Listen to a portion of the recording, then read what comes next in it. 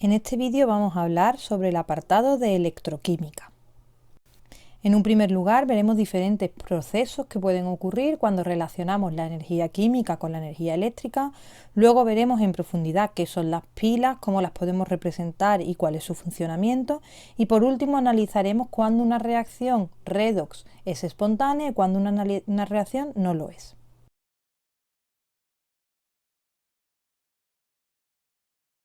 Cuando tenemos procesos en los que interviene tanto la energía química como la energía eléctrica, podremos tener dos opciones. Una es que sea un proceso que entre dentro de la electroquímica y otra es que sea un proceso que entre dentro de la electrólisis. Vamos a ver las diferencias fundamentales entre las dos. La electroquímica, tendremos que diferenciar que producimos energía eléctrica a partir de energía química y que se trata de un proceso redox espontáneo.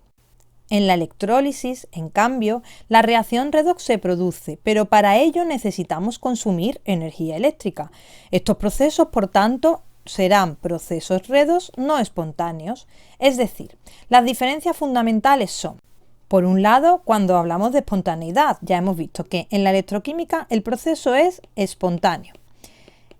En caso contrario, en la electrólisis decimos que no es espontáneo. ¿Esto qué significa? Pues que ocurrirá de forma natural, será el proceso más favorecido termodinámicamente, o tendremos que forzar que ocurra. En segundo lugar, la otra diferencia va a ser dependiendo del cambio de energía que se produce, como ya hemos visto. En el caso de la electroquímica hemos visto que a partir de la energía química producimos energía eléctrica. En el caso de la electrólisis será justo al contrario. A partir de energía eléctrica vamos a producir energía química.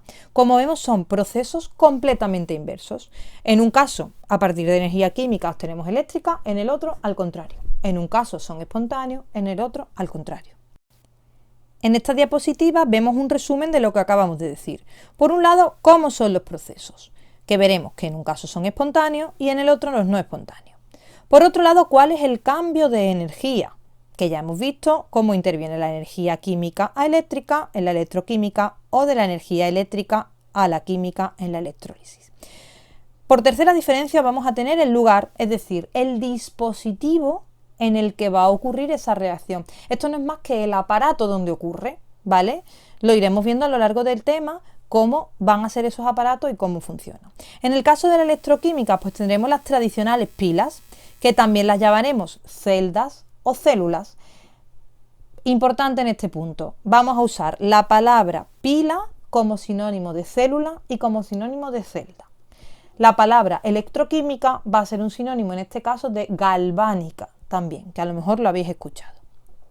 En el caso de la electrólisis vamos a tener cubas o celdas electrolíticas. ¿Vale? Esto parece lioso, pero la propia palabra lo dice, o electroquímica o electrolítica.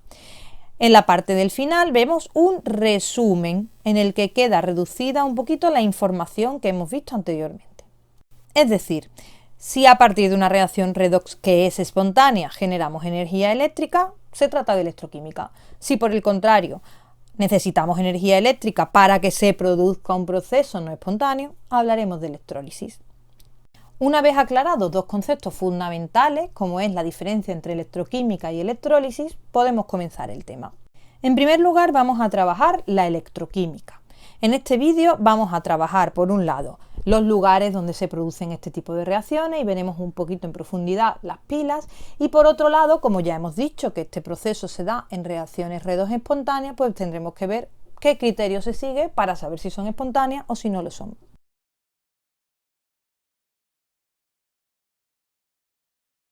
¿Te has planteado alguna vez estas preguntas que aparecen en la diapositiva? ¿Qué es una pila? ¿Y una batería? ¿Te has preguntado alguna vez cómo funcionan y de dónde sacan la energía? Son dispositivos que usamos todos los días en cualquier aparato que tenemos en casa. Cuando cargamos el móvil, cuando tenemos un reloj despertador, etc. Todos los procesos que ocurren en su interior y que permiten su funcionamiento se basan en lo que vamos a ver en este tema. Como ya hemos visto, el funcionamiento de una pila no es más que llevar a cabo en su interior una reacción de oxidación-reducción.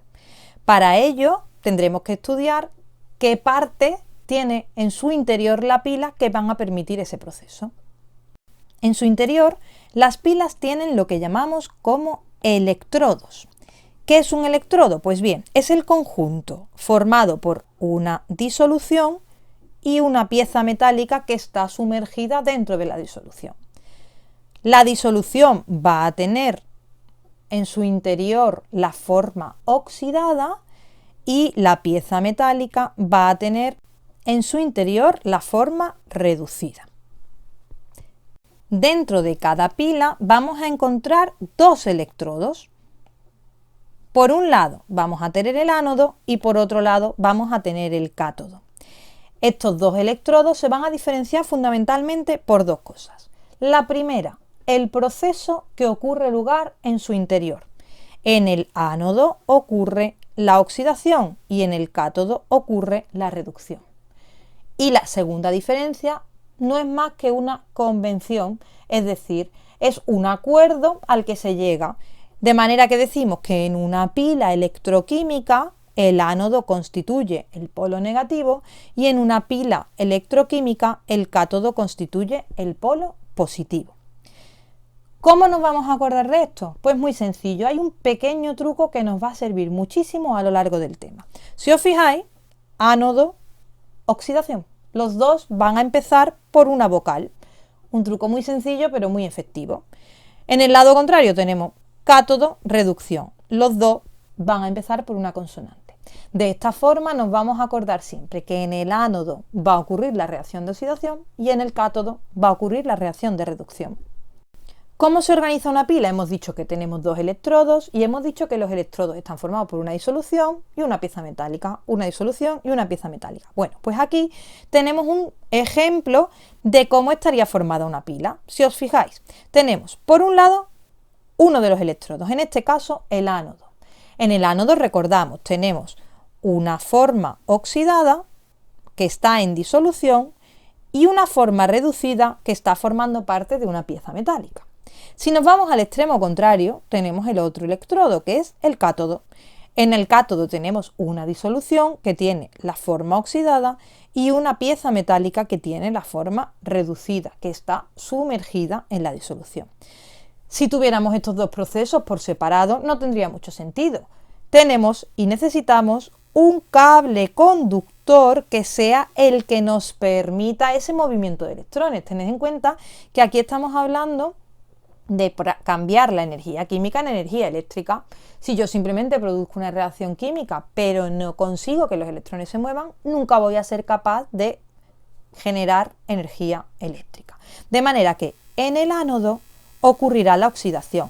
Se desprenderán los electrones que pasarán al cable y circulando, llegarán al cátodo. En el cátodo ya sabemos que se ganan electrones, de manera que se producirá la reacción de reducción. Normalmente se coloca en medio del cable un voltímetro. Esto simplemente es un aparato que me permite medir esa corriente eléctrica que está pasando. Pero hay un pequeño problema que ocurre en el dispositivo anterior. Si yo tengo por un lado el ánodo, que va perdiendo electrones, y tengo por otro lado el cátodo, que va ganando electrones, las especies en disolución, tanto en un lado como en otro, se irían gastando.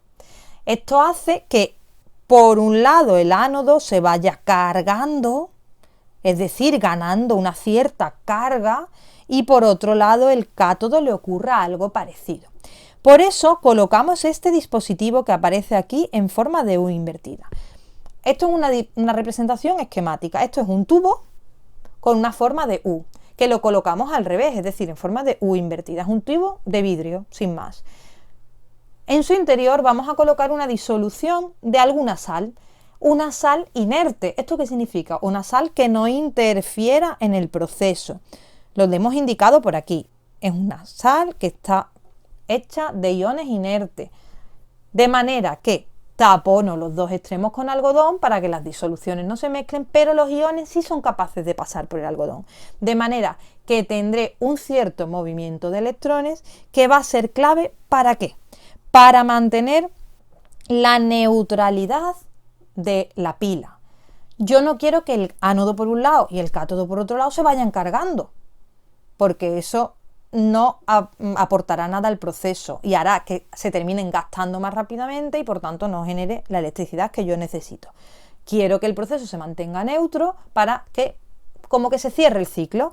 Fijaos, si yo mando cosas por aquí arriba, el ciclo necesita cerrarse de alguna forma. Para eso colocamos estos dispositivos de aquí.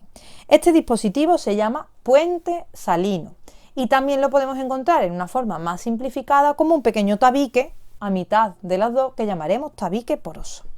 Vale, todo esto está muy bien, pero en un ejemplo en concreto de la pila, ¿qué es eso de forma oxidada? ¿Qué es eso de forma reducida? ¿Qué es el cátodo? ¿Qué es el ánodo? Bueno, pues vamos a ver la pila Daniell.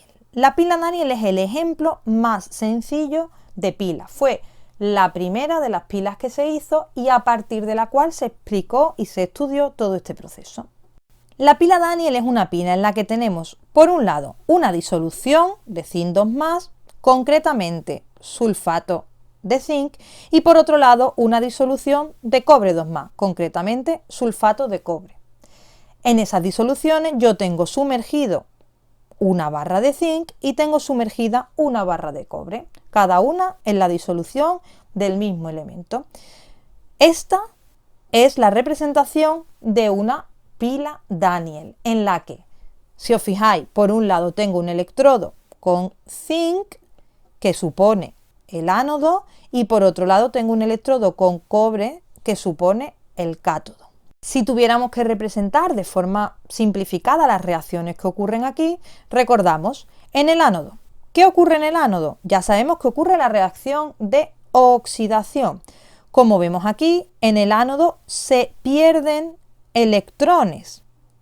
La oxidación ya sabemos que es una pérdida de electrones, de manera que yo paso de la forma reducida a la forma oxidada. Este es el proceso que está aquí representado. Vemos que la especie de zinc metálica va a pasar a la zinc 2+ en disolución. ¿Os acordáis antes cuando decía se van ganando iones? De manera que el electrodo se va cargando. Paralelamente, en el cátodo sabemos que producimos la reacción de reducción. ¿Esto qué significa? Significa que los electrones que van llegando a partir del cable se van ganando, de manera que yo paso de cobre 2+ a cobre. Este proceso queda simplificado en esta reacción de aquí, de manera que yo el cobre que tengo en disolución lo voy convirtiendo en cobre metálico. Lo mismo que hemos dicho en el otro electrodo. Los iones que hay en disolución, en este caso, se van perdiendo. Esto haría que la carga también se fuera descompensando. De ahí, repito, la razón de poner un puente salino o un tabique poroso. Esto está muy bien, pero ¿cómo ocurre ese proceso? ¿Qué ocurre paso a paso en la pila? Bueno, pues lo vamos a ver en la siguiente diapositiva. Si os fijáis, en esta diapositiva os he marcado paso a paso qué es lo que va ocurriendo. Sabemos que es cíclico, es decir, podríamos empezar por cualquier parte del proceso porque el ciclo se va cerrando. Pero vamos a empezar en el sentido más lógico. Es decir, comenzamos en el punto número 1. En el punto número 1 sabemos que ocurre la oxidación, ya lo hemos visto. El zinc pasa a zinc 2+, de manera que se generan electrones en el proceso. Ahora podemos pasar ya al punto 2. Estos electrones sabemos que van saltando al cable, de manera que tenemos electrones circulando por el cable. El voltímetro podría medir esa corriente, es decir, sabemos que están pasando electrones y esto está generando electricidad. El cable continúa y los electrones continúan pasando por el hilo conductor.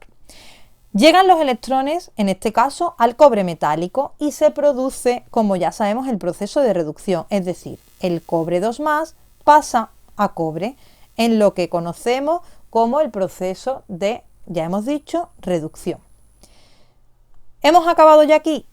El proceso de oxidación-reducción sí, pero ya sabemos que tenemos que conseguir la electroneutralidad de la molécula, es decir, en el puente salino está relleno de iones, como ya hemos dicho, iones en este caso inertes, que no van a afectar en nada a la reacción. Pues bien, los iones inertes se tienen que mover para compensar las cargas y conseguir la electroneutralidad. Si os fijáis, en el lado del ánodo hemos dicho que se van generando iones sin 2 más, de manera que aquí van aumentando las cargas positivas. ¿Cuáles serán los iones que irán allí para compensar las cargas? Pues claramente los iones negativos, de manera que como estoy generando cargas positivas, necesito iones negativos para que se compensen las cargas. En el lado del cátodo, al contrario, si os fijáis, van disminuyendo los iones positivos porque el cobre 2 más se va consumiendo, de manera que ¿cuáles son los iones que van a viajar hacia allá? Pues los iones positivos para ir compensando esa pérdida de carga. De manera que en el puente salino me va a permitir toda esta electroneutralidad y que se cierre todo este ciclo que hemos visto. Este sería el funcionamiento de la pila. Comenzamos con la oxidación, los electrones se van, se produce la reducción y en el puente salino se equilibran las cargas. Vale, lo hemos entendido, pero esto hay que saber dibujarlo, tengo que saber hacer un esquema, tengo que saber hacer un dibujo exactamente. Bueno, pues os voy a tranquilizar. Os he ido explicando el proceso paso a paso para que comprendamos lo que es una pila, ¿vale? Recordad, las pilas las podemos llamar celda, pila o célula, electroquímica o galvánica. En algunos casos, muy rara vez, nos pueden preguntar que hagamos una representación simbólica de la pila, es decir, pinto el rectángulo del ánodo, pinto el rectángulo del cátodo y los uno. Con eso bastaría, indicando cuál es el cátodo, indicando cuál es el ánodo, dónde se produce la oxidación y dónde la reducción. Eso es raro. Lo normal que ocurra es que me pidan una notación simplificada de la pila que vamos a ver a continuación.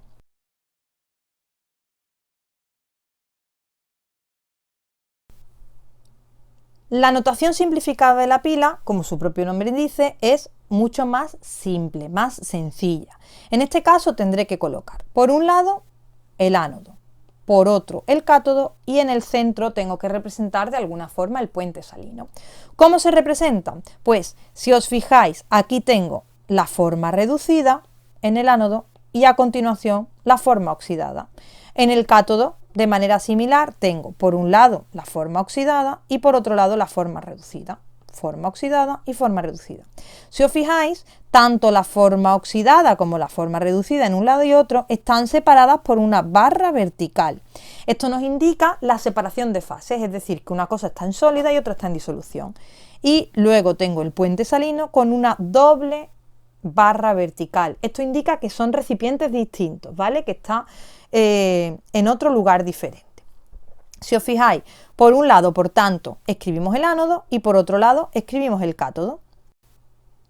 En el caso de la pila Daniell, podríamos representarlo de la forma que vemos en esta diapositiva. Por un lado, recordad, escribimos el ánodo y por otro lado escribimos el cátodo. De manera que escribimos forma reducida, forma oxidada, forma oxidada, forma reducida, separados por barras entre las dos partes del electrodo y por doble barra para diferenciar el puente salino. Podemos escribir las especies completas o simplemente las especies iónicas. Las dos formas son completamente válidas. A modo de resumen, podemos decir que la forma simplificada de la pila consiste en escribir en un único renglón todos los componentes que tiene la pila. En la parte de la izquierda el ánodo, en la parte de la derecha el cátodo, es decir, en la parte de la izquierda la oxidación, en la parte de la derecha la reducción. Para acordarnos vamos a ver dos pequeños truquitos. Por un lado, si nos fijamos en cómo están escritas las distintas formas, vamos a ver, por un lado, las especies que están hacia afuera. Lo que está más en el exterior son las dos especies reducidas. Por otro lado, vamos a ver las formas que tenemos en el interior, que son las dos, las formas oxidadas. Esta es una primera forma de acordarnos de qué cosas tenemos que escribir en esta notación, un pequeño truco. En las partes de fuera las especies reducidas, en las partes de dentro las especies oxidadas. Recordad siempre, separados por una barra, en el caso de la especie oxidada y la reducida entre sí, y el caso de la doble barra para diferenciar el puente salino. El segundo truco o pequeño recordatorio para que escribamos bien las pilas es que, si te fijas, en el ánodo, ¿qué era lo que ocurría? Ocurría la reacción de oxidación, de manera que yo escribo la pila exactamente como ocurre la reacción de oxidación. Si te fijas, yo aquí tengo la especie reducida y luego tengo aquí la especie oxidada. Es decir, escribo en primer lugar lo que escribo en la izquierda en la oxidación y en el segundo lugar lo que escribo en la reacción en la parte derecha. En el lado correspondiente al cátodo ocurre exactamente lo mismo. Recordamos que el cátodo es la reducción, de manera que yo sé que aquí escribo la reacción de reducción y por tanto escribo las especies tal y como aparecen en la reacción. Por un lado, yo aquí tengo la especie oxidada que luego se reduce, es decir, en un primer momento pongo la especie oxidada que luego se reduce. De esta forma vamos a recordar rápidamente, una vez que hemos identificado el proceso de oxidación y el proceso de reducción, lo que tenemos que colocar a ambos lados. Recuerda, en primer lugar escribimos el ánodo y en segundo lugar escribimos el cátodo y planteamos las distintas especies tal y como aparecen en la reacción, por un lado de oxidación y por otro lado de reducción. Si tuviéramos este ejemplo de aquí con dos reacciones, vemos que por un lado tenemos la reacción de oxidación en la que el sodio pasa a sodio más, perdiendo un electrón. Y por otro lado vemos que el cobre 2 más pasa a cobre ganando 2 electrones. ¿Cómo escribiríamos la notación simplificada de esta pila? Pues ya hemos visto, en primer lugar, el ánodo. El ánodo que hay que escribir, recordad, tal y como aparecen en la reacción. De fuera el sodio, dentro el sodio más. En el cátodo, ¿qué es lo que hay que escribir a continuación? Pues lo tal y como aparecen en la reacción de reducción, el cobre 2 más dentro y el cobre, en este caso sólido, hacia afuera. Esto tenemos que añadirle, como ya sabemos, las barras.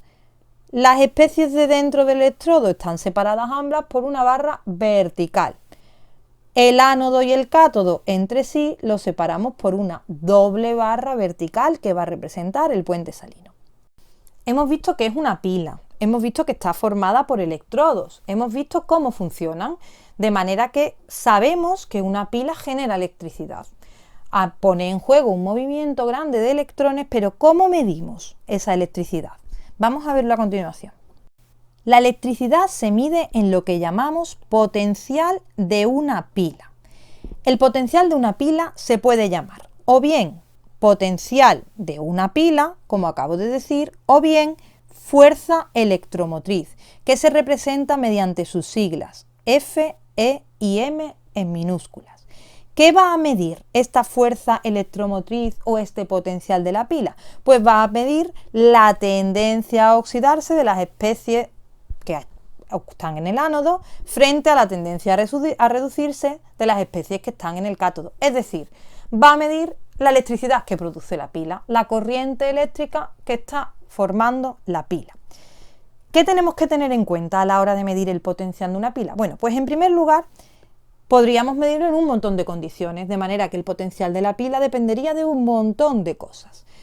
Yo no quiero tener que medir un montón de condiciones, sino quiero medir únicamente el potencial y hacerme una idea de esa electricidad. Por eso vamos a utilizar lo que llamaremos potenciales estándar, es decir, vamos a utilizar una serie de condiciones estándar siempre, de manera que yo ya ahí me despreocupo por completo de las condiciones externas de la pila. En segundo lugar, ¿con qué unidades se va a medir? Sabemos que las unidades en toda la ciencia son importantísimas. Pues, como es un potencial eléctrico, lo vamos a medir en voltios, que se resumen en la V mayúscula. Y por último, no podemos medir potenciales sueltos. Hemos visto que las pilas se relaciona un ánodo y un cátodo. Si yo tengo un ánodo suelto y yo tengo un cátodo suelto, ahí no hay corriente eléctrica. Recordad, la corriente eléctrica se produce porque hay un cable por fuera, que es el que permite el movimiento de electrones. De manera que yo, para medir la corriente que produce un ánodo, necesito un cátodo. Para medir la corriente que va a producir ese cátodo, necesito un ánodo. Lo tendré siempre que tener comparado a algo. Como podríamos compararlo a muchas cosas, necesitamos un patrón, algo que nos sirva de referencia. La comunidad científica ha establecido que la referencia sea el electrodo estándar de hidrógeno, al que se le va a dar un valor de 0. Ya sabemos lo importante que son los sistemas de referencia en la ciencia, de manera que en función de ello, pues vamos a poder definir cualquier unidad de medida. Así que, los potenciales de una pila, importantísimo. Vamos a usar potenciales estándar, es decir, me despreocupo de las condiciones. En segundo lugar, se van a medir en voltios y en tercer lugar, tenemos que saber que los van a comparar siempre con el potencial de hidrógeno. Por último, me gustaría indicar cómo vamos a representar estos potenciales. Pues bien, se van a representar de dos formas. Podremos escribir, como ya sabemos, las iniciales F, E y M, que significan fuerza electromotriz de la pila, o bien la podremos representar con una E mayúscula y un superíndice que es un cerito, ¿vale? Es un número 0 escrito en la parte superior. Este 0 en la parte superior precisamente es el que nos va a decir que son condiciones estándar. En ocasiones podremos poner estas dos expresiones sin más y en ocasiones podremos añadirle la coletilla de pila, es decir, podré poner E super 0 y abajo podré indicar que se refieren a una pila. Estas serán las dos formas que tengo de indicar que hablo del potencial de una pila. En la siguiente diapositiva veremos que para construir el potencial de la pila necesitaré saber los potenciales de electrodo. Vale, pero entonces tenemos que saber medir todos los potenciales de las pilas, tenemos que tener en cuenta todas esas cosas. No. Para eso existen ya una serie de tablas que me incluyen todos los valores de potenciales que se conocen.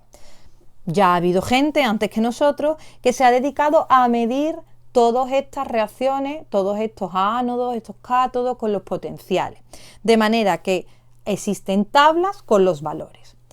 Para poder comparar unos con otros, lo que hacen los científicos es que miden y comparan siempre los potenciales estándar de reducción. Es decir, miran la reacción de reducción y miden el potencial en ese caso.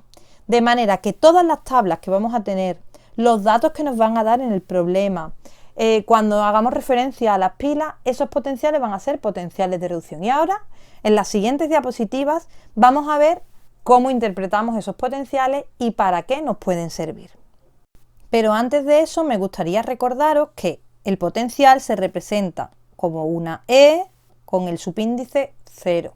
En el caso que estamos viendo ahora se tratará de potenciales de electrodos, no es como en la diapositiva anterior que hablábamos del potencial de la pila.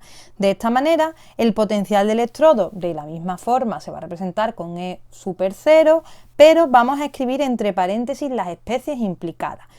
Como hemos dicho que siempre vamos a aplicar potenciales estándares de reducción, voy a poner aquí la forma oxidada y en una barra forma reducida. Esto tendrá un valor numérico que se medirá en voltios. Esta va a ser la forma en la que nos van a dar los valores en las tablas o en los ejercicios. Lo más importante de los potenciales va a ser el valor que tengan, es decir, primero si es positivo o si es negativo y luego si es un valor grande o es un valor pequeño. En el caso de que los potenciales sean negativos, ¿qué va a ocurrir? Pues si es negativo, significa que está por debajo del hidrógeno, que recordamos que es el que tomamos como referencia. Esto va a implicar que tiene menos tendencia a reducirse que el hidrógeno. Es decir, me están dando el potencial de reducción. El hidrógeno es 0, que es la referencia, y el mío es un número negativo. Pues significará que yo voy a tener menos tendencia a reducirme que el hidrógeno. ¿Esto qué significa? Significa que si yo hiciera una pila con ese electrodo y con el de hidrógeno, el hidrógeno sería el que se reduciría, es decir, sería el cátodo, y la otra cosa, la que tiene el potencial negativo, sería la que se oxidara y por tanto sería el ánodo. Estos valores nos van a permitir comparar unos con otros, como estamos viendo. Cuando el valor es negativo, por tanto, sabemos menos tendencia a reducirse que el hidrógeno, por tanto, esa especie será la que se oxide y esto hace que aumente lo que llamamos el poder reductor, que ya sabemos lo que significa, la capacidad para oxidar el mismo y reducir a otros. En el caso contrario, si nosotros tenemos un valor positivo, ¿qué es lo que va a ocurrir? Pues fijaos, si tenemos el electrodo de hidrógeno como referencia, recordamos valor 0, y tenemos valores superiores, como estamos hablando de potenciales de reducción, todas las especies que tengan valores superiores significa que van a tener más tendencia a reducirse que el hidrógeno. Es decir, ellas se van a reducir y por tanto van a tener mayor poder oxidante. Así que, en este caso, cuando tengo un valor positivo, yo tendré esa especie que se probablemente reducirá y en el caso de que lo enfrentara, por ejemplo, al del hidrógeno, el hidrógeno será el que se oxide. Esto puede parecer bastante complicado. A mí me dan una serie de potenciales, ahora que si es positivo, que si es negativo, cuál se oxida, cuál se reduce. Por eso os lo he resumido básicamente en esta diapositiva. Esta diapositiva nos va a dar la pista clave para muchos de los ejercicios que vamos a hacer en este apartado. ¿Por qué? Porque en la mayoría de los ejercicios, a partir de unos valores que a mí me den, de los potenciales de reducción, yo tendré que saber cuál es el cátodo y cuál es el ánodo. De manera que, pista importantísima que voy a tener que tener en cuenta en los ejercicios. ¿Cuál va a ser el ánodo? Si a mí me dan dos valores para comparar, ¿cuál va a ser el ánodo y cuál va a ser el cátodo? Muy sencillo. El ánodo va a ser el que tenga menor potencial estándar de reducción y el cátodo va a ser el que tenga el mayor potencial estándar de reducción. Aquí quedaría todo lo que hemos visto en las anteriores diapositivas resumido. Es decir, a mí me van a dar dos valores y me van a decir cuál actúa de ánodo y cuál actúa de cátodo. Pues ya lo sé. El potencial más pequeño será la oxidación y por tanto el ánodo. El potencial más grande será la reducción y por tanto el cátodo. Por si hay alguna duda, ¿qué significa que es más grande o pequeño? Consideramos que tenemos números positivos y números negativos, por tanto estamos teniendo en cuenta la recta de los números reales. Os he señalado aquí como recordatorio que cuanto más a la izquierda nos movamos en la recta, los valores van a ser más pequeños y cuanto más a la derecha, los valores van a ser mayores. Para resumir el apartado que estamos viendo de los potenciales de electrodos, vamos a reunir en una única diapositiva lo visto en las anteriores. Es decir, por un lado tenemos el ánodo. En él ocurre la reacción de oxidación y el par que va a reproducir en esta reacción va a ser el que tenga menor potencial de reducción. Esto implica que esa especie se va a oxidar, de manera que esta especie será la especie reductora. Paralelamente, tendremos que en el cátodo llevaremos a cabo la reacción de reducción. ¿Cuál será el par que va a producir la reacción de reducción? Pues el que tenga el mayor potencial estándar de reducción. Si ella se reduce, sabemos que esta especie se está reduciendo, por tanto está provocando que otras se oxiden. Es decir, esta será la especie oxidante. Vamos a ver un ejemplo de un apartado de un problema que nos pueden preguntar en relación a los potenciales de electrodo, a los potenciales que estamos viendo. Bueno, pues en primer lugar me dicen, si yo tengo una varilla de cobre en una disolución de cobre y una varilla de aluminio en una disolución de aluminio, ¿cuál actúa como cátodo y ánodo? ¿Cuáles son las semireacciones de oxidación y de reducción? Es justo lo que acabamos de ver. Si os fijáis, en el enunciado me hablan de, por un lado, una varilla de cobre y una disolución de cobre. Por otro lado, me hablan de una varilla de aluminio y una disolución de aluminio. ¿Os suena esto a algo? Es la definición de una pila. Recordamos, disolución con pieza metálica dentro. Muy bien. Ahora, ¿cuál actúa como ánodo y cuál actúa como cátodo? ¿Y yo eso cómo lo sé? Pues muy bien, nos vamos a los datos del problema. En los datos del problema, si os fijáis, me están facilitando los potenciales de electrodo. Es decir, el dato que viene en la tabla. El dato que ya hemos visto que se han dedicado los científicos a medir y que ya está tabulado. Pues bien, lo que tenemos que hacer en este caso es comparar el valor que tenemos en el electrodo de aluminio con respecto al valor que tenemos para el electrodo de cobre.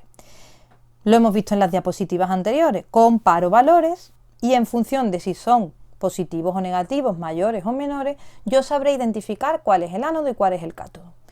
Vamos a verlo en este ejemplo. En el ánodo ya hemos visto que tenemos la reacción de oxidación.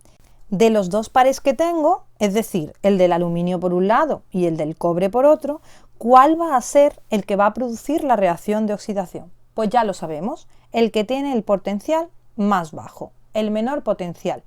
Esto ocurre en el caso del aluminio, como vemos aquí. Tiene un valor de menos 1,67 voltios. Esto va a indicar que esta reacción será la de oxidación, de manera que tendremos que el aluminio va a pasar a aluminio 3+. En el caso contrario, vamos a tener el cátodo, la reacción de reducción. ¿Cuál es el par que va a producir la reacción de reducción? Pues el que tiene el número mayor en el potencial estándar de reducción. En este caso tenemos el cobre, que hemos visto que tiene un valor de más 0,34 voltios. Esto va a hacer que el cobre 2+ pase a cobre. ¿Esto qué quiere decir? Pues que si yo tuviera una pila montada, como me dice el problema, con una varilla de cobre y una disolución de cobre en un electrodo, y en el otro electrodo una varilla de aluminio con una disolución de aluminio, y cogiera y uniera las dos varillas con un hilo conductor, como hemos visto en los esquemas, las reacciones que se producirían serían estas de aquí, y no al contrario, porque ya habremos analizado cuál de los procesos sería favorable con los potenciales que hemos visto. De manera que a mí me pueden dar varias posibilidades y preguntarme siempre cuál es el ánodo y cuál es el cátodo. Con este pequeño truquito de que en el ánodo es el menor y el cátodo es el mayor, pues sabremos cuál está actuando en cada caso, para la reacción de oxidación y para la reacción de reducción. Vale, pero en una pila ocurre por un lado una reacción de reducción y una reacción de oxidación. Si yo solo tengo los potenciales de reducción, ¿cómo voy a calcular los potenciales de oxidación? Pues vamos a verlo de una forma muy sencilla.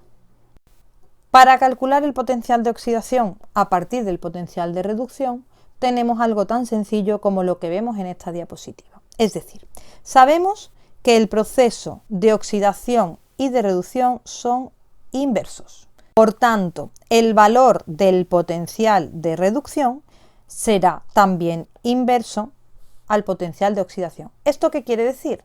Que si a mí en la tabla me dan un valor para el potencial de reducción y yo quiero saber o necesito saber el potencial de oxidación, será el mismo valor numérico cambiado de signo.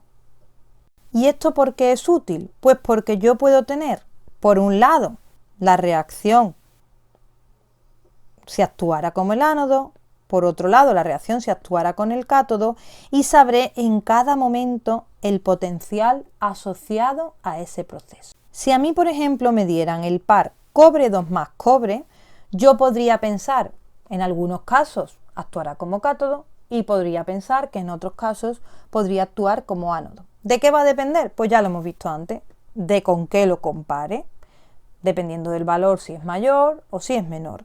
Pues bien, si yo quisiera poner las dos posibles opciones que tengo en el cobre, las podría plantear perfectamente, de manera que la oxidación en el caso del cobre sería esta y la reducción en el caso del cobre sería esta que aparece aquí. Para yo saber los potenciales que están asociados, yo sé que el valor que tengo en la tablita es el de reducción, por tanto el de oxidación será el mismo cambiado de signo. Vale, pero yo tengo el potencial de reducción que me lo dan como dato. Luego el potencial de oxidación, que es darle la vuelta a la reacción y darle la vuelta al dato. Pero ¿qué pasa en una pila? Porque yo sigo teniendo por un lado la oxidación y por otro lado la reducción. Vamos a ver cómo vamos a calcular el potencial de la pila. Pues el potencial de la pila o fuerza electromotriz, que ya vimos lo que significaba, se va a calcular teniendo en cuenta el potencial de oxidación y el potencial de reducción, es decir, el potencial que está aportando el ánodo y el potencial que está aportando el cátodo.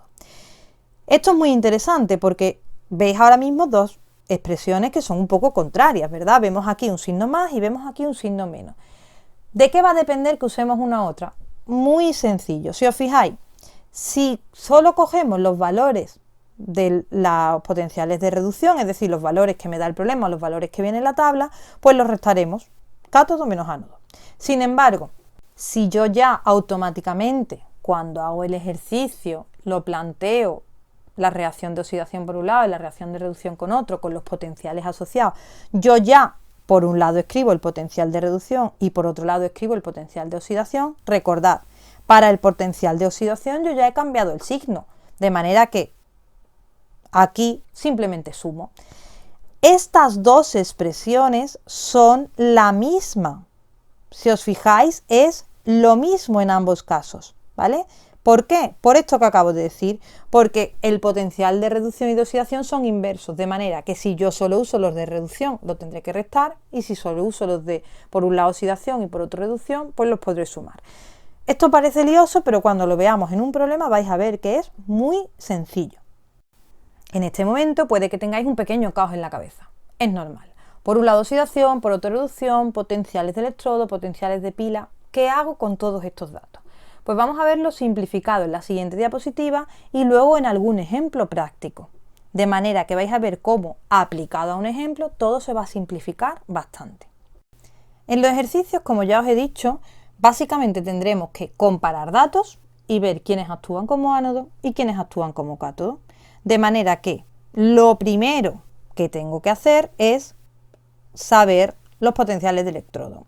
Tomo los valores que me da el problema y los interpreto. ¿Cómo los interpreto? Pues yo ya sé que el ánodo es aquel que tiene mayor potencial de estándar de reducción y que el cátodo es aquel que tiene menor potencial estándar de reducción. Además sé que la reducción y la oxidación, si yo los quiero calcular entre sí, pues tienen signo cambiado, es decir, son valores inversos. En segundo lugar, si yo lo que tengo que hacer es calcular el potencial de la pila en condiciones estándar, recordamos E super 0 o FEM, lo que tendré que hacer es sumar ambos valores si estoy tomando los potenciales de oxidación y de reducción por un lado o restarlos si únicamente tomo los valores de los potenciales de reducción.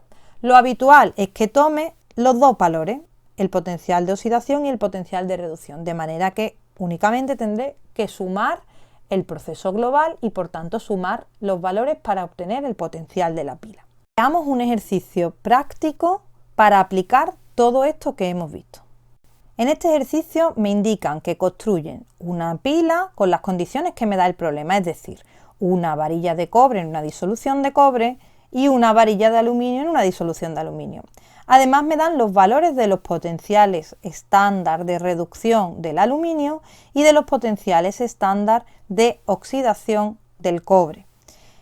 Lo primero que me van a preguntar va a ser que averigüe cuál es el cátodo y cuál es el ánodo, indicando las semirreacciones, luego que ajuste la reacción y que calcule el potencial de la pila y por último que escriba una notación simplificada de la pila.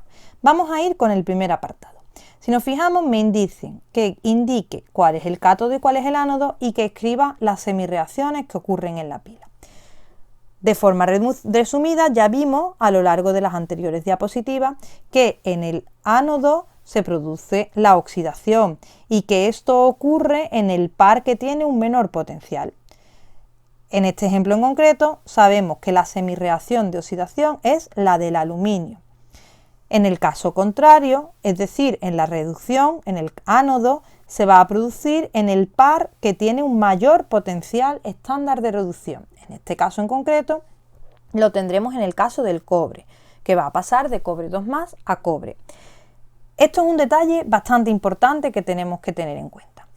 Y vosotros diréis, ¿y cómo sé yo cuál es la reacción de oxidación y la de reducción? Muy sencillo.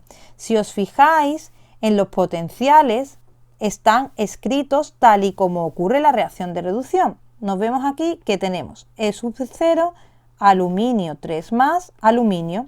Esto, si yo lo hago en este orden, es decir, desde el aluminio 3+ hasta el aluminio, sería la reducción. Sin embargo, yo aquí tengo la oxidación, es decir, paso del aluminio al aluminio 3+. ¿Qué es lo que está ocurriendo? Aluminio al aluminio 3+. En el caso de la reducción, Si nos fijamos en cómo está escrito el potencial estándar de reducción, tenemos que es cobre 2+, que pasa a cobre. Esto es una reacción de reducción, porque es un potencial de reducción. De manera que yo aquí, como tengo la reducción, si nos fijamos, es el mismo orden. De cobre 2+, pasa a cobre. Es decir, ya los potenciales de la pila me están dando una pista, tal y como están escritos, de cuál es el proceso de reducción, que es tal y como está escrito. Y el proceso de oxidación ya hemos visto que es justo al contrario. De este modo ya habríamos hecho el apartado A, es decir, identificar el ánodo, identificar el cátodo y, por último, escribir la semirreacción de oxidación con los electrones ajustados y escribir la semirreacción de reducción con los electrones ajustados. En el segundo apartado lo que me dicen es ajusta la reacción redox y calcula el potencial de la pila. Para nuestra tranquilidad, el ajuste de la reacción redox en estos tipos de ejercicios no va a ser por el método del ion-electrón. Son casos sencillos que simplemente hay que sumar y ya, no hay que hacer todos los pasos que sabemos. ¿Qué tendremos que hacer aquí? Algo muy básico, es decir, yo ya tengo escrita la reacción de oxidación, tengo ya escrita la reacción de reducción del apartado A. Lo que tengo que hacer es, en primer lugar, hacer el equilibrado de electrones. Eso lo tenemos que hacer siempre. Ya sabemos que aquí tengo 3 electrones, aquí tengo 2 electrones, de manera que aquí multiplicamos por 2 y aquí multiplicamos por 3. Eso ya lo sabemos. Los electrones cedidos son los mismos que los electrones ganados. Una vez que hago eso, es decir, tengo en cuenta que los electrones de un lado tienen que ser los mismos electrones que el otro, lo que hago es sumar ambas semirreacciones. El resultado de esta suma me va a dar la reacción global ajustada. Repito, en estas reacciones yo escribo la oxidación por un lado, escribo la reducción por otro, que normalmente son casos muy sencillos como estamos viendo, del metal al catión o del catión al metal, poco más. Y una vez que hago esto, ajusto los electrones, sabiendo que los de un lado tienen que ser los de otro. Sumo ambas reacciones. Esto para escribir la reacción. ¿Cómo haremos ahora para el tema del potencial de la pila? Pues si os fijáis, en el caso de la reducción es el dato que tengo, no tengo que modificar nada. En el caso de la oxidación, si os fijáis, es la inversa, es decir, el dato del problema era este, pero este era un dato para la reducción y sin embargo el aluminio se está oxidando, de manera que el valor es el inverso. Si os fijáis, tengo aquí menos 1,67 y aquí la oxidación es la reducción cambiada de signo y por tanto más 1,67. ¿Cuál será el potencial de la pila? Pues si las reacciones las hemos sumado, los potenciales también los sumamos. De manera que el potencial de la pila se sumará el de la oxidación y el de la reducción y finalmente me dará 2,1. En el último apartado de este ejercicio lo que nos piden es que escribamos la notación de la pila como ya vimos al inicio de este vídeo. En el caso de la notación de la pila ya hemos visto que lo que tenemos que escribir por un lado es lo que aparece en el ánodo y por otro lado lo que aparece en el cátodo. Ya sabemos, de fuera hacia adentro, tal y como aparecen en las reacciones. Recordamos, en el ánodo la especie reducida va a pasar a la especie oxidada. Cátodo, la especie oxidada va a pasar a la forma reducida. En el caso de este ejercicio, pues ya hemos visto que la reacción de oxidación era la del aluminio y la reacción de reducción era la del cobre. Y ya las hemos escrito, por tanto, escribir la notación de la pila es bastante básico. Por un lado, escribo la reacción de oxidación, por otro lado, escribo la reacción de reducción. ¿En qué orden? Pues tal y como aparecían en las reacciones. Recordamos, pasábamos de aluminio a aluminio 3+, por tanto, escribo primero el aluminio y luego el aluminio 3+, y pasábamos de cobre 2+ a cobre, por tanto, escribo en primer lugar el cobre 2+ y luego el cobre. Por último, no tenemos que olvidar separar ambas especies por una barra vertical que me va a indicar que una está en disolución y la otra está en sólido. Y por último separamos la mitad con una doble barra vertical que va a representar el puente salino.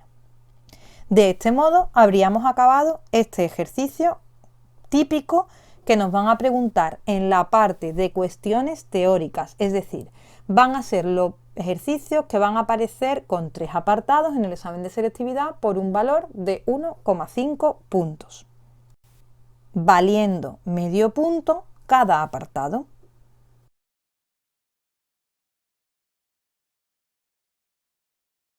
Si recordamos lo que vimos al inicio de este vídeo, la electroquímica va a tratar con reacciones que son espontáneas, que a partir de energía química van a producir una energía eléctrica. Es decir, son procesos que ocurren de forma natural, sin tener que forzarlos, ocurren espontáneamente.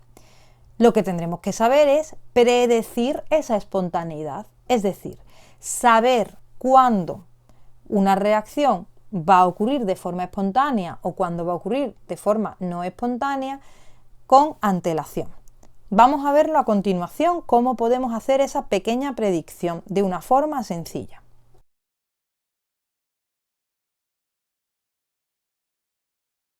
Para hablar de si una reacción es espontánea o no espontánea, necesitamos hacer uso de la termodinámica, más concretamente de una variable que se llama energía libre de Gibbs, que la representamos con la letra G mayúscula.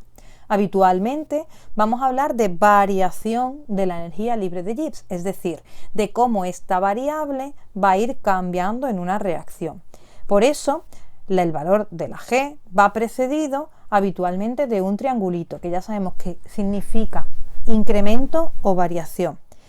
Además de este triangulito, normalmente vamos a escribir un 0 como superíndice que nos va a hacer ver que estamos llevando a cabo la reacción en condiciones estándar, como ya hemos visto anteriormente. ¿Qué tenemos que saber de la energía libre de Gibbs? Pues muy sencillo. Si la reacción es espontánea, la energía libre de Gibbs, su variación va a ser negativa, es decir, menor que 0. Si la reacción, por el contrario, es no espontánea, la variación de la energía libre de Gibbs va a ser positiva. ¿Esto qué significa? Que una reacción sea espontánea es que se va a producir. Que una reacción no sea espontánea es que no se va a producir a no ser que yo aporte una energía externa. Es decir, no se produce de forma natural a no ser que yo fuerce esa reacción. Muy bien, ya sabemos lo que significa que una reacción sea espontánea y que una reacción sea no espontánea.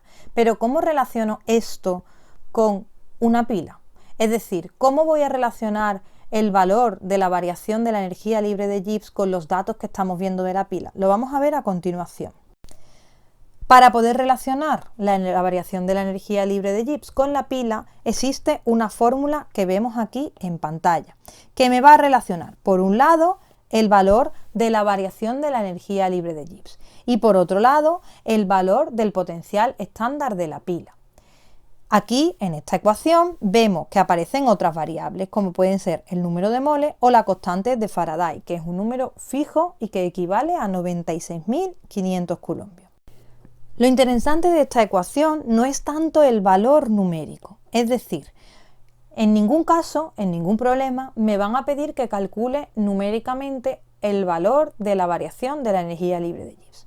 Lo interesante, como ya hemos visto, de esa variación es precisamente el signo, de manera que sabemos que según sea positivo o negativo, podremos saber la espontaneidad o no del proceso.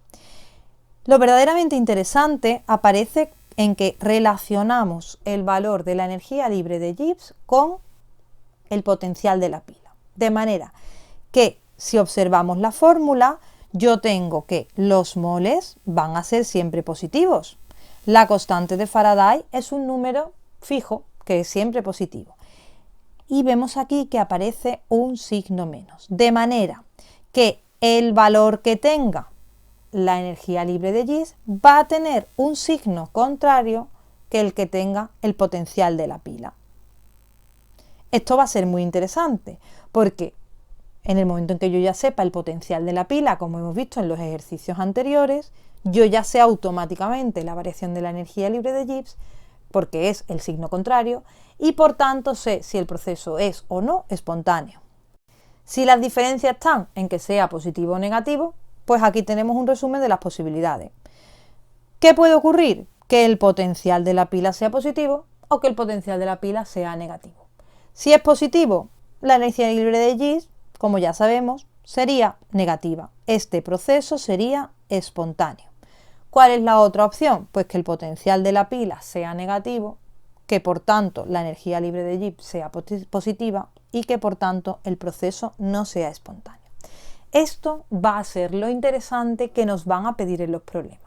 Cuando a mí me preguntan, ¿sería posible si este proceso se daría de forma espontánea?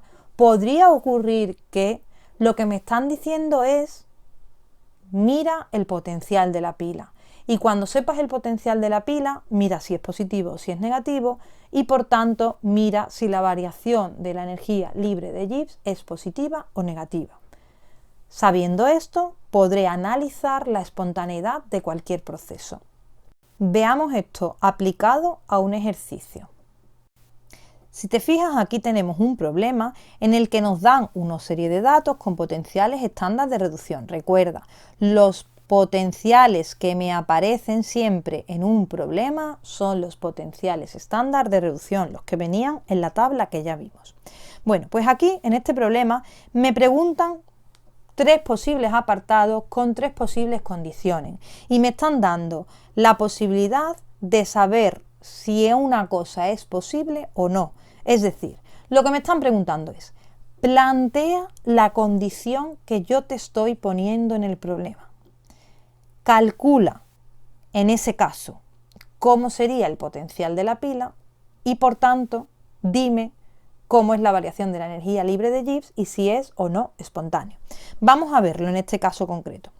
En el apartado A me están diciendo si sería posible que se desprendiera hidrógeno cuando se introduce una barra de sodio en una disolución 1 molar de ácido clorhídrico. En este tipo de problemas me da igual la concentración, me dan igual todos esos cálculos numéricos que hacemos habitualmente en los problemas. ¿Por qué? Porque esto es un análisis cualitativo. Tendré que hacer un pequeño cálculo que será una suma o una resta, pero poco más. Recuerda, estamos en las cuestiones teóricas, no me van a pedir aquí un desarrollo de un problema, sino aplicar la teoría a ejemplos concretos. Pues bien, vamos a ver este ejemplo en concreto. Me están diciendo si será posible que se desprenda hidrógeno. Eso es lo primero que me preguntan. ¿Será posible que se desprenda hidrógeno? Es decir, yo, con los datos que me da el problema, en este caso me hablan de la barra de sodio y de ácido clorhídrico. Tendré que ver cómo planteo las reacciones de manera que se cumpla la condición que me dice el enunciado. Veamos los potenciales que tenemos. Aquí tenemos, por un lado, los potenciales de sodio, de hidrógeno y de cobre. En el apartado en concreto, el apartado A, me servirán los potenciales de la parte del sodio y de la parte del hidrógeno. Nosotros en este apartado no me nombran el cobre por ningún sitio. Vale. Si me dicen que se tiene que desprender el hidrógeno tiene que ser un producto de reacción. Es decir, H2 tiene que estar a la derecha. Eso me lo está forzando el enunciado del problema. De manera que yo tengo que plantear las reacciones para que eso se cumpla. Vamos a verlo. Si yo tengo estos dos potenciales, aquí tengo el potencial de hidrógeno, H más, H2. Y por otro lado, tengo el potencial de sodio, que tengo sodio más, que pasa a sodio. Tal y como están escritos, sabemos que es la reducción. Es decir, si yo pinto de aquí a aquí, es una reducción. Si yo pinto de aquí a aquí, es una reducción. Yo tengo que forzar que esto esté en la derecha. Por tanto, este electrodo va a ser la reducción, va a ser el cátodo. Me lo está obligando el enunciado porque me está diciendo que yo vea si es posible o no que se produzca hidrógeno. De manera que el hidrógeno tiene que estar a la derecha. Esa va a ser la semirreacción de reducción que representa el cátodo. Como vemos aquí escrito, tenemos que el hidrógeno va a pasar a H2. Por el lado contrario, si una actúa como como reducción, la otra necesariamente tiene que actuar en el sentido contrario. No puedo tener dos reducciones a la vez. Pues bien, esta semirreacción va a actuar como oxidación, es decir, en el sentido contrario. formará parte del ánodo y la tenemos aquí escrita. Sodio pasa a sodio más. Lo hemos visto cuando hemos analizado el valor de los electrodos, recuerda. Hacia allá, reducción. Hacia acá, oxidación. Por tanto, tendré que partir del sodio y el sodio se convertirá en sodio más, tal y como tenemos en la tabla. Sabiendo esto, establezco los valores que tienen en cada caso. El valor de la oxidación, que es el inverso al de la reducción, y el valor de la reducción, que es el que me dan en la tabla tal cual. Para obtener el resultado final, sumo ambos valores y me da que el potencial de la pila es 2,71 voltios. Yo planteo la reacción global, hago la suma y me da que el potencial de la pila es positivo, es decir, es mayor que cero. Si el potencial de la pila es mayor que cero, implica que la variación de la energía libre de Gibbs es menor que cero, por tanto, esta reacción es espontánea. Es decir, se va a desprender hidrógeno gaseoso, que es lo que me preguntan en el enunciado si va a ocurrir o no. ¿Cómo hago entonces estos problemas? Tengo que ver qué condición me impone el enunciado, mirar los potenciales de electrodo que tengo y plantear las reacciones de manera que se cumpla la condición que me piden. Una vez que la planteo, tengo que calcular el potencial de la pila, la variación de la energía libre de Gibbs y saber si es espontáneo o no. En el segundo apartado tenemos algo similar, me está diciendo si se desprenderá hidrógeno cuando se introduce una barra de cobre en una disolución de ácido clorhídrico 1 molar. Del mismo modo me están dando los valores, en este caso, como ya hemos visto, el potencial de hidrógeno y el potencial de cobre. Yo tendré que analizar esos valores y hacer que se cumpla la condición que me están imponiendo. Recuerda, la condición que te imponen es si se desprende hidrógeno, es decir, el hidrógeno yo lo tengo que plantear de forma que esté a la derecha, que sea un producto. Comparando estos dos valores de potenciales, recuerda que tenemos que ver cuál va a cumplir o va a ser el par de la reacción de oxidación y cuál va a ser el par de la reacción de reducción. Yo quiero que el hidrógeno esté a la derecha. Pues bien, esta reacción se tiene que dar para la derecha. Si una se da para la derecha, la otra se tiene que dar en sentido contrario. De manera que yo obligo que esta reacción, si se da para la derecha, sabemos que es la reducción, y si esta reacción se da para la izquierda, sabemos que es la oxidación. En este momento acabo de analizar los dos potenciales, he visto cuál es la condición que quiero que se cumpla y por tanto he visto cuál actúa de ánodo, en este caso el cobre, como vemos aquí, y cuál actúa de cátodo, es decir, cuál produce la semirreacción de reducción, que en este caso es el hidrógeno. Ajusto la reacción global. Ten en cuenta que para esto tenemos que hacer un pequeño equilibrado de electrones, que en este caso es muy sencillo porque hay dos en cada caso. Cojo los potenciales de oxidación y de reducción y los sumo. De manera que el potencial de esta pila, con las condiciones que me exige el problema, sería menos 0,34, es decir, menor que 0. Como el potencial de la pila es menor que 0, la variación de la energía libre de Gibbs es mayor que 0, por tanto, no sería espontánea. Es decir, si yo meto una barra de cobre en una disolución acuosa de ácido clorhídrico, ahí no va a pasar nada. No va a desprenderse hidrógeno, que es lo que me está preguntando el problema, si va a ocurrir o no. Lo que ocurrirá precisamente será la reacción contraria, que el hidrógeno va a pasar a H+, y que el cobre 2+ va a pasar a cobre. Importante destacar, al igual que en el apartado anterior, que me dan como dato del problema esto de ácido clorhídrico, ¿vale? Antes también me lo daban y no os lo he dicho. Yo me olvido de si es clorhídrico o de si es cualquier tipo de ácido. Aquí lo que me están aportando estas especies son H+, que justamente aparecen en el electrodo de hidrógeno. Necesito H+ para poder oxidar o reducir el hidrógeno, ¿vale? Para poder tener en cuenta ese electrodo al completo.